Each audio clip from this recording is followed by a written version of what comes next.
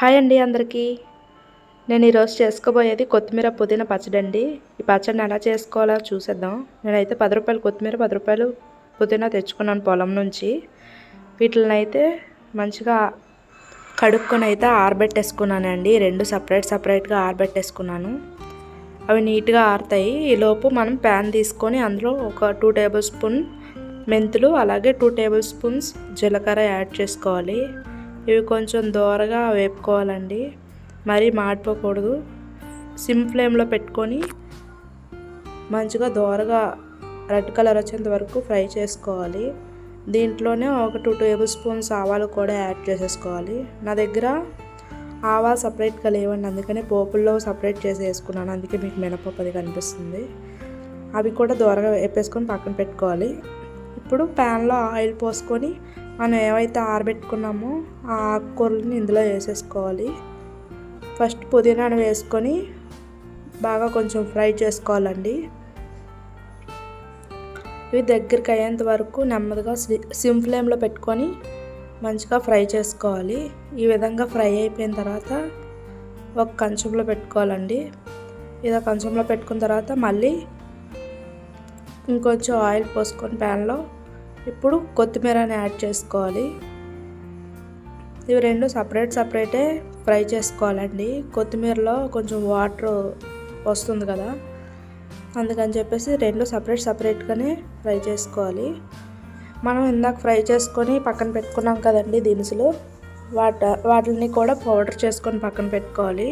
ఇవి ఫ్రై అయ్యేలోపు కొత్తిమీర కూడా ఫ్రై అయిపోయింది కదా, దాన్ని కూడా పక్కకు తీసేసి ఇంకొంచెం ఆయిల్ పోసుకోవాలండి ప్యాన్లోని. దీనికి ముఖ్యంగా కావాల్సింది చింతపండు పులుపు.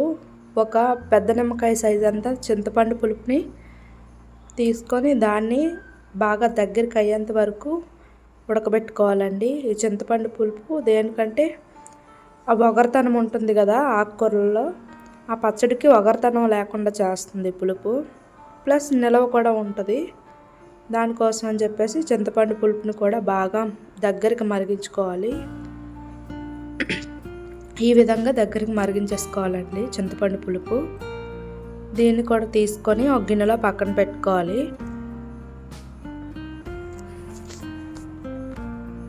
అయితే బౌల్లోకి తీసేసుకున్నాను. మనం ముందుగా పౌడర్ చేసుకున్న మిశ్రమం ఉంటుంది కదా, ఆ పౌడర్ని ఇందులో యాడ్ చేసేసుకోవాలి. అదొక 4 టేబుల్ స్పూన్స్ అవుతుంది, అది కూడా యాడ్ చేసుకోవాలి. అలాగే ఫుల్గా 2 టేబుల్ స్పూన్స్ కారం యాడ్ చేసుకోవాలి. అలాగే ఫుల్గా 2 టేబుల్ స్పూన్స్ ఉప్పు కూడా యాడ్ చేసుకోవాలి. పచ్చడికి కొంచెం ఉప్పు కారాలు ఎక్కువే పడతాయి కాబట్టి దానికి తగ్గట్టుగా మనం యాడ్ చేసేసుకోవాలి. ముందే ఆకుకూరలు కదా ఇవి, దానికోసం ఇంకొంచెం ఉప్పు కారాలు ఎక్కువగానే పడతాయి, వేసుకోవచ్చు. తర్వాత ఈ మనం ఫ్రై చేసుకొని పక్కన పెట్టుకున్న ఆకుకూరలు ఏవైతే ఉన్నాయో అవి కూడా మిక్సీ చేసేసి దీంట్లో కలిపేసుకోవాలి. నేనైతే ఆకుకూరలు మరి బ్లాక్గా అయ్యేంత వరకు ఏం ఫ్రై చేయలేదు కదండి, అందుకని మీకు గ్రీన్ కలర్లోనే కనిపిస్తుంది. ఇది మొత్తం బాగా మిక్స్ చేసుకోవాలి. ఇవన్నీ మిక్స్ చేసుకొని పక్కన పెట్టుకొని ఇప్పుడు పోపు వేసుకుందాము. ఒక చిన్న ప్యాన్ పెట్టుకొని దాంట్లో నేను ఈ కప్పు నిండా నువ్వుల నూనె యాడ్ చేసుకున్నానండి. ఈ నువ్వుల నూనె పెద్దగా మరగనవసరం లేదు, మళ్ళీ పొంగిపోతుంటుంది. అందుకని చెప్పేసి లైట్గా మరిగిన తర్వాత నేను పోపు దినుసులన్నీ యాడ్ చేసేసుకుంటాను. పోపుకి నేను పెద్దగా వేయట్లేదండి. 1 టేబుల్ స్పూన్ జీలకర్ర, అలాగే కొన్ని ఎండుమిర్చి, అలాగే కొన్ని వెల్లుల్లిగడ్డలు ఒలిచి పెట్టుకున్నాను, కొంచెం కరివేపాకు. ఇంతవరకే ఈ తాలింపు కోసం నేను యూజ్ చేస్తున్నాను. ఇదైతే కొంచెం లైట్గా మరిగింది కదండి ఆయిల్. ఇప్పుడు 1 స్పూన్ జీలకర్ర వేస్తున్నాను.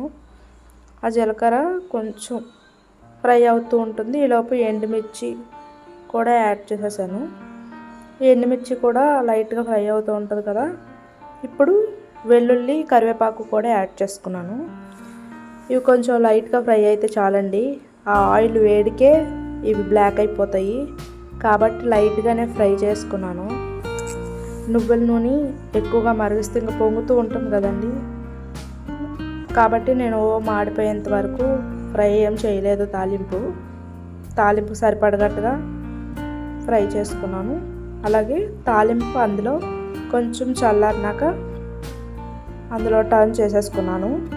అంతేనండి, పచ్చడి చాలా బాగుంటుంది. మీకు ఇంకొంచెం ఆయిల్ ఎక్కువగా ఉండాలి అంటే, నిలవ ఉండాలి అంటే ఇంకొంచెం యాడ్ చేసుకోండి. ఉప్పు, కారం, అలాగే పులుపు, ఆయిల్ కొంచెం ఎక్కువ తగిలితే కనుక ఇంకొంచెం ఎక్కువ రోజులు నిలవ ఉంటుంది. ఇది బాగా చల్లారిన తర్వాత అప్పుడు ఒక గ్లాస్ జార్ లాంటిది ఏదైనా తీసుకొని అందులో నిల్వ చేసుకోవాలండి. ఇదైతే నెల రోజుల పాటు నిల్వ ఉంటుంది. నిజంగా ఈ కొత్తిమీర, పుదీనాకి ఉండే బెనిఫిట్స్ చాలా ఎక్కువ అండి. వీటి వల్ల ఎన్ని బెనిఫిట్స్ ఉన్నాయో నేను ప్రత్యేకంగా చెప్పనవసరం లేదు. ఒకసారి మీరు కూడా ట్రై చేయండి. థ్యాంక్